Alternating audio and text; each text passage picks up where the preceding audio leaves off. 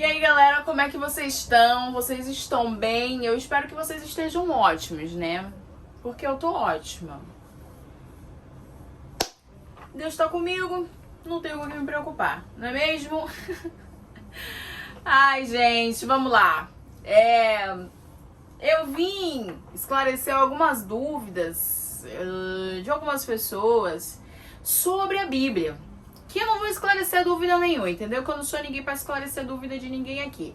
Entretanto, eu pontuei algumas coisas que talvez possam te ajudar ali te nortear, né? Pra entender e, enfim, um pouco mais sobre isso que nós tanto falamos e professamos. Glória a Deus. Vamos lá. Primeira coisa que você precisa entender, né? São 3 coisas assim que eu acho que são essenciais e que você precisa entender sobre a Bíblia que é só através do Espírito Santo de Deus que nós conseguimos entender a Bíblia, porque é a revelação das coisas. Então, nada nos é revelado se o Espírito Santo de Deus não estiver conosco. Esse é o primeiro ponto que a gente precisa entender, né? Que a gente precisa crer, né? Porque se é através do Espírito Santo que eu consigo entender a Bíblia, eu preciso primeiro crer que o Espírito Santo existe, ou saber que ele existe. O segundo ponto que a gente precisa considerar para entender a palavra é que a Bíblia, ele é um livro espiritual, ele é um livro histórico e ele é um livro literal. Então, quando se lê a Bíblia, é necessário ter em mente que existem textos ali que é histórico, né? É a nível de conhecimento, tanto que a própria Bíblia diz que Deus encobriu certas coisas para que os homens descobrissem. E isso você pode considerar ciência, você pode considerar as artes, você pode considerar a física, não sei o que é que você gosta, mas se você alguma coisa que você goste e Deus saiba, e que você descobriu e que é descoberto, saiba que Deus encobriu e que Deus já sabia que o homem, ele descobriria.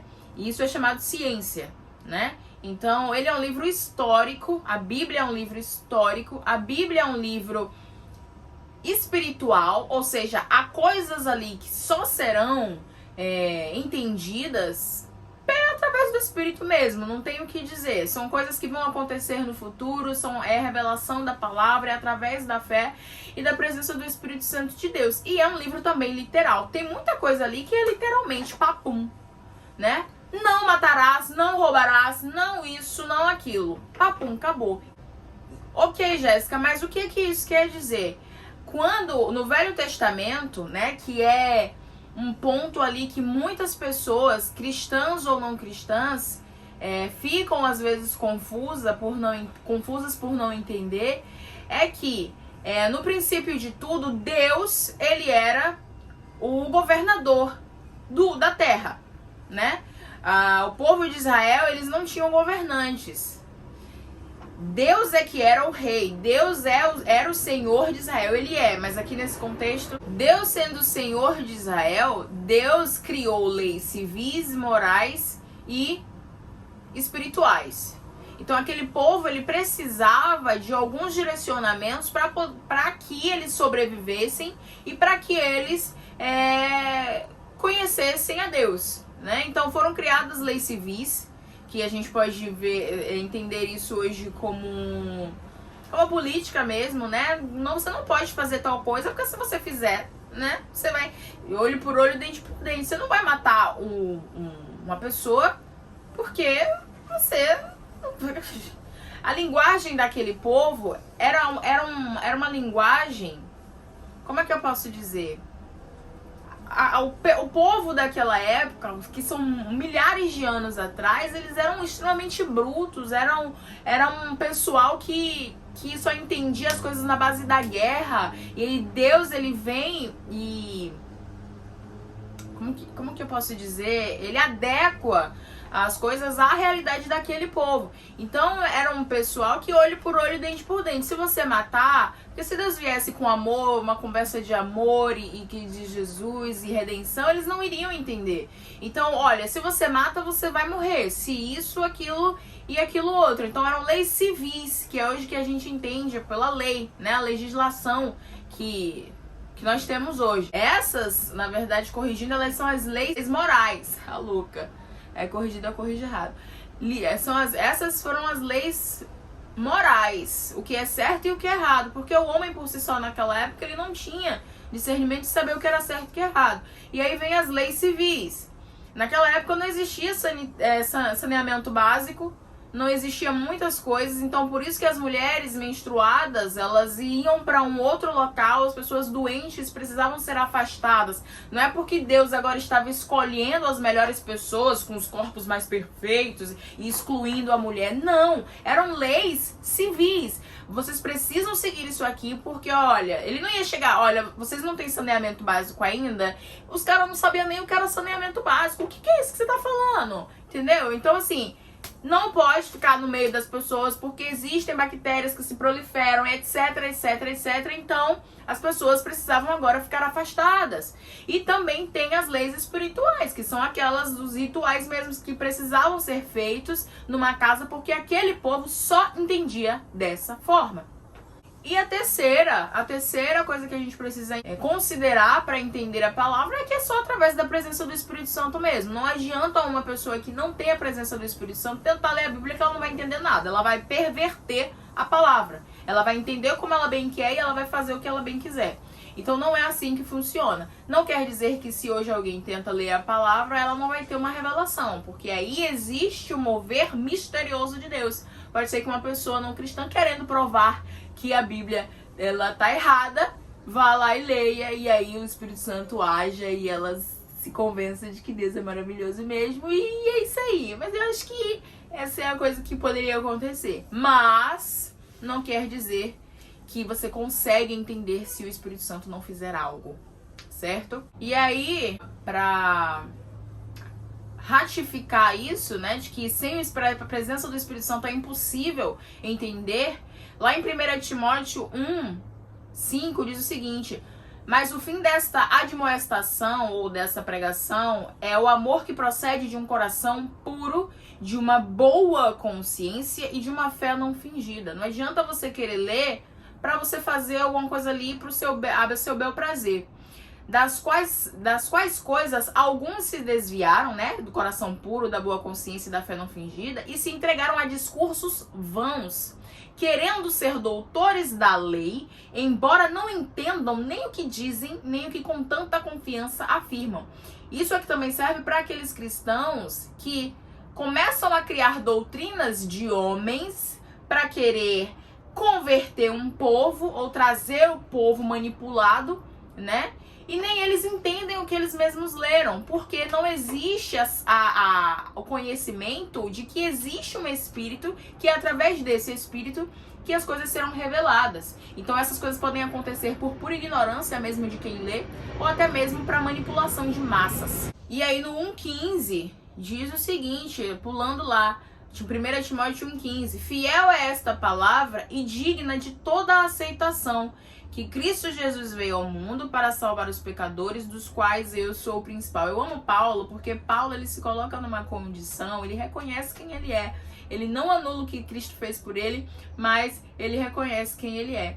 Então, a palavra de Deus ela é digna de toda aceitação. Aceite com amor a palavra de Deus na sua vida, né? Porque Cristo veio para o mundo para salvar os pecadores, dos quais eu sou a principal, entendeu? Quem era eu? Servo do pecado, quem era eu? Tem gente que tem dificuldade de ler, tem gente que tem dificuldade realmente de compreender. Olha, quando eu comecei a ler a palavra, eu tinha 10 anos de idade, eu sabia muito pouco sobre qualquer coisa na vida. E eu lia a palavra, eu sempre li a João Ferreira de Almeida, que é uma Bíblia fiel, né? Que é uma linguagem muito mais... eu esqueci a palavra agora, e eu lia com um dicionário do lado. Por que eu lia com o dicionário do lado? Porque eu sabia que se eu lesse por mim mesma, eu não iria compreender. Mas eu vejo como a gramática ela é perfeita. Olha aí, Deus revelando através da ciência, né? As suas coisas. Como é perfeito, tudo se encaixa no significado das palavras, enfim. E aquele que não tem sabedoria, peça a Deus, porque o fato de eu utilizar desde criança um dicionário para entender a palavra, isso enriqueceu meu vocabulário, isso me trouxe muitas outras coisas legais, apesar de que eu falo muita gíria.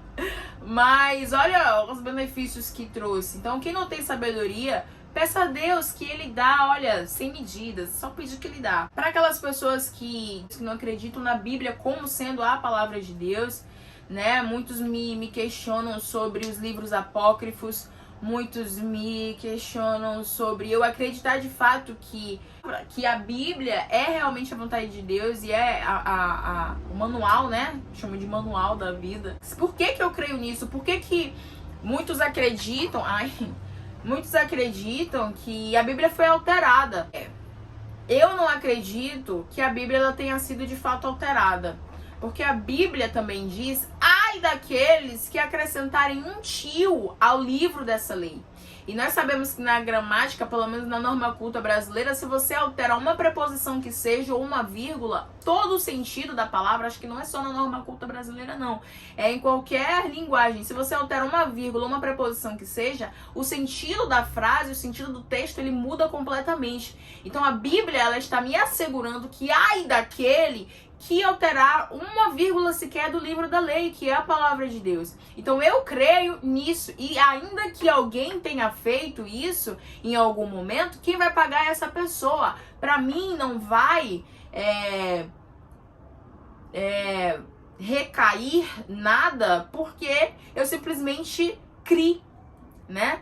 E porque criei, falei. Então, Deus, ele perdoa o tempo da ignorância, e eu realmente não acredito que a Bíblia tenha sido alterada, porque eu creio no poder do Deus que eu sirvo ser tão forte e tão poderoso no nível de que o que ele quer que não aconteça, não vai acontecer. Se ele não der permissão para que algo aconteça, não vai acontecer. Então por isso eu não acredito que a Bíblia ela foi alterada. Então se eu não acredito que a verdade ela prevalece, que o evangelho ele tem poder em si para prevalecer sobre todas as coisas, inclusive mentiras e heresias ou até alterações, aí eu não tenho mais nada para fazer. Gente, a minha vida, o sentido da minha vida é Cristo. Se eu não acreditar que isso aqui, a minha vida só fez sentido quando eu me voltei para Cristo, quando eu aceitei Jesus como Senhor e Salvador e aceitei que Ele transformasse a minha vida. Se eu paro agora de acreditar na única coisa que deu sentido para a minha vida, eu não tenho mais nada para fazer. Entendeu? Eu vou morrer. Não tenho o que fazer. Então, é assim que você vai entender a palavra, entendeu? Você só vai entender esta palavra abençoada através da presença do Espírito Santo, entendendo que o que está escrito aqui, você precisa da ajuda do Espírito Santo para entender de fato qual o sentido, e sabendo que ela não é só um livro literal. Ela é um livro literal, mas que também é histórico, ela é a nível de conhecimento, e ela também é um livro espiritual, que vai trazer vida para sua vida. Uma espada de dois gumes, e vai até a divisão da alma, e separa espírito e corpo e alma, e tem poder para vivificar. Então se eu não creio nisso, cara, não tá acabado, não tem mais nada pra fazer, entendeu? Paz e graça, e até o próximo vídeo, se Deus quiser e Ele há de permitir, em nome de Jesus, porque Ele é fiel para cumprir tudo aquilo que Ele prometeu.